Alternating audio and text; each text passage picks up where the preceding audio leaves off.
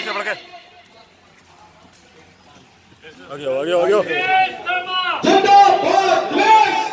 आप आगे आ जाइए, थोड़ा फोटो हो जाए ये थोड़ा प्लीज।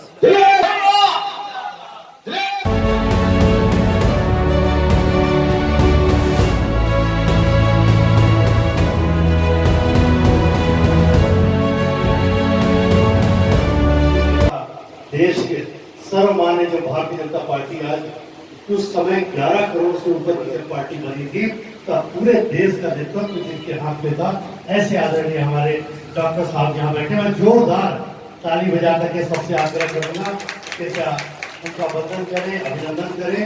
और उन्होंने एक ऐसे कार्यक्रम में इसी आकर के जिसपे एक्सल पैलेस में कार्यक्रम किया गया था, अपार भीड़ उसमें थी और उन्होंने बहुत उसमें अपने कार्यक्रम को देकर के हम सबको कृतार्थ किया था। ऐसे आदरणीय डॉक्टर दिनेश शर्मा जी का मैं आपके तरफ से वंदन, अभिनंदन और स्वागत करता हूँ।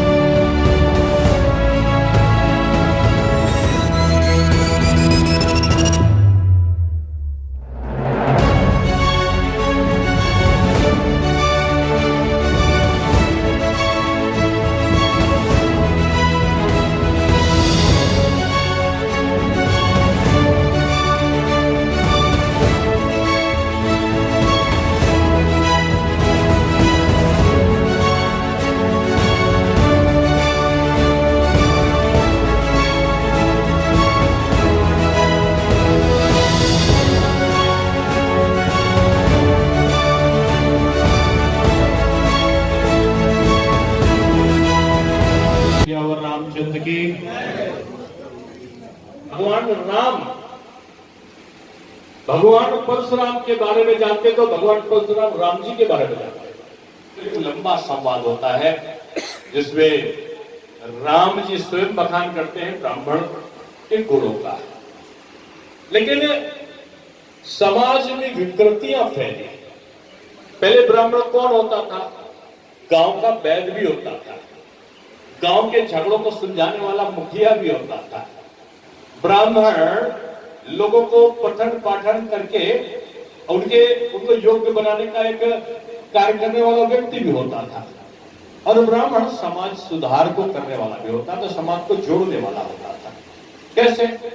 शादी होती थी किसी के वहां तो कहते थे 1 लाख नाइसी का है, एक नेक जो है वो माली का है, एक नेक धोबी का होगा, तो एक लोग पेवट या निषाद का होगा, राशन जो आएगा वो वैश्य के वहां से आएगा, रक्षा करेंगे वो क्षत्रिय करेंगे। यानी कोई भी काम होता था ब्राह्मण देवता सबको जोड़ लेते थे। इसलिए किसी को देवता नहीं कहा गया, केवल ब्राह्मण के संबंध में लोग बोलते थे कि ब्राह्मण देवता आइए, क्योंकि उनमें देवोतुल्य गुणों का समावेश था। व्यवस्थाएं भारत की बड़ी मजबूत थी और इन व्यवस्थाओं को चलाने वाला जो होता था उसको ब्राह्मण या पंडित जी लोग बोलते। पंडित जी ज्यादा विद्वान जो होता था उसको लोग कहते थे तो पांडित्य इस व्यक्ति में है, इसका अध्ययन बहुत अच्छा है, इसको नॉलेज बहुत ज्यादा है, उसको पंडित जी लोग बोलने लगे। अभी जाहिर सी बात थी, पाठन का जो वर्ण था ब्राह्मण, वो यही काम करता था, भिक्षा मांगता था, यानी अपने को त्याग करके तो समाज को अच्छा करने का काम करता था। तो लोग कहते थे ब्राह्मण देवता है।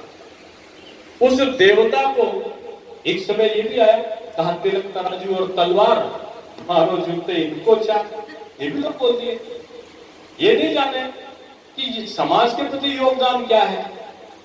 ब्राह्मण कभी जातीयता का पक्षधर नहीं होता, समाज को विघटन करने वाली स्थितियों से अलग रहकर उनको एक करने की कोशिश करने वाला होता है, जो सद्गुणों से युक्त होता है, मांसाहार नहीं करता। इसका अलग अलग परिभाषा है, कहीं दूसरी जगहों पर ये परिभाषा बदल जाती है। जो ईश्वरोन्मुख होता है, जो अपने कर्म कांड को करता है, शिखा को धारण करना, जनेऊ को धारण करना, अब परिवार में बड़ों का सम्मान करना, ये पहले से सिखाया जाता है। तो आज मैं कह सकता हूं कि हम परशुराम जन्म दिवस या जयंती जो भी मनाए, लेकिन एक बात याद रखो, ये संदेश होता है घर के बड़ों को सम्मान देने का, ये संदेश होता है समाज की विकृतियों को दूर करने का। कोई शराब पी रहा है, कोई विभिन्न प्रकार के नशा कर रहा है, हमने उसको मुक्त करा दिया। समझो भगवान का प्रिय हम हो गए। इसलिए मैं कहता हूं कि आज सामाजिक संस्थाओं के माध्यम से गरीब कन्याओं का विवाह भी बता रहे थे कमल किशोर जी कि वहां पर बड़ा इनकी जो संगठन है ललितपुर में करा रहा है, ये अच्छा काम है, पुण्य काम करो। लेकिन कानपुर की स्थिति को भी मैं कहूंगा कि यहाँ ब्रह्म देवताओं का भंडार है, ये भंडार भरा रहे, ये सबको मिलाता रहे, किसी जाति को गाली ना देने वाला ही ब्राह्मण हो सकता है, समाज को एकजुट रखने वाला ही ब्राह्मण हो सकता है। इसलिए मैं अब देखो कि किसको पीछे कहां किया, बाबा साहब भीमराव अम्बेडकर जी कहते ना कि उनको आगे बढ़ाने वाला कोई था, उनके गुरु अम्बेडकर थे। अम्बेडकर ब्राह्मण थे, उन्होंने उनको आगे बढ़ाया। ये चंद्रगुप्त को महाराजा चंद्रगुप्त बनाया चाणक्य थे। आपने महाकुंभ देखा ना, ये सपा बसपा माकपा भाकपा, ये आ बाप, कितने दल, इन सब ने क्या किया कि पूछो किसी के और पे नहीं, तुम किसी धर्म के बारे में बोलने जाओ। मैं भी सब धर्म का आदर करता हूं, ऐसा नहीं, लेकिन आप केवल हिंदू धर्म में आप कहोगे ये अगड़ा है, ये पिछड़ा है, ये अनुसूचित है, ये दलित है, पिछड़े में भी ये कुर्मी है, ये लोधी है, ये सचान है, ये कोई ये बारी है, ये कुम्हार है, क्यों करते हो? ये ब्राह्मण है, अरे ब्राह्मण में ये तो कानकुब्ज है, कानकुब्ज ये तो सांडिल है, ये अरे सांडिल नहीं भाई, ये तो गौड़ है, गौड़ नहीं, ये तो सरयू मारी है, सरयू पर अरे भाई ये भट्ट है, अरे भट्ट नहीं तो ये कुछ और है। ये वर्ग में किसने बांटा? ये अग्रवाल है तो ये गर्ग है तो ये जो है ये गुप्ता जी हैं तो ये कुछ गोयल साहब है, किसने बांटा?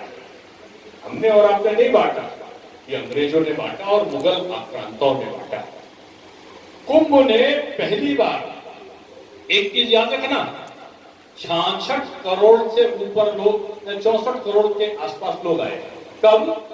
जब बीजेपी से लेकर कांग्रेस से लेकर समाजवादी तक सबने मिलकर लोकसभा में वोट डालने की अपील करी। 64 करोड़ लोग आए, लेकिन किसी को किसी ने निमंत्रण नहीं दिया, किसी ने कोशिश नहीं करी। कुंभ में 66 करोड़ 30 लाख लोग आए। कैसे आए? ये सनातन की शक्ति थी। ये भगवान परशुराम जी को मैं सत प्रणाम करता हूँ। यह विश्वास है इस परशुराम जयंती में, इसलिए मैं कहता हूँ ये अगड़ा पिछड़ा अनुसूचित दलित सब मिल जाओ और मिलकर भगवान परशुराम की जयंती नहीं बनाएंगे, इस भारत मां के लाडले को अपना समर्थन देंगे कि हम सीमाओं पर युद्ध करने नहीं जा रहे हैं, लेकिन हम कानपुर में हैं तो कानपुर में चाहे एक रोटी खानी पड़ेगी, चाहे हमको बत्ती में 2 घंटे ही हमको काम करना पड़ेगा, लेकिन अपना योगदान देंगे। एक दूसरे से मिलकर किसी भी जाति या धर्म के बारे में हम बोलेंगे नहीं, हम भारत के साथ में हैं, हम मोदी जी के साथ में हैं, ये मिलकर हमको काम करना होगा। यही आज का संदेश है। इसलिए मैं आप सबसे कहूंगा, एक बार मेरे साथ जोर से बोलो, बोलो भगवान परशुराम की जय, और रामचंद्र की जय, कौन सो हनुमान की, माता जानकी की जय, बोलो हर हर महादेव।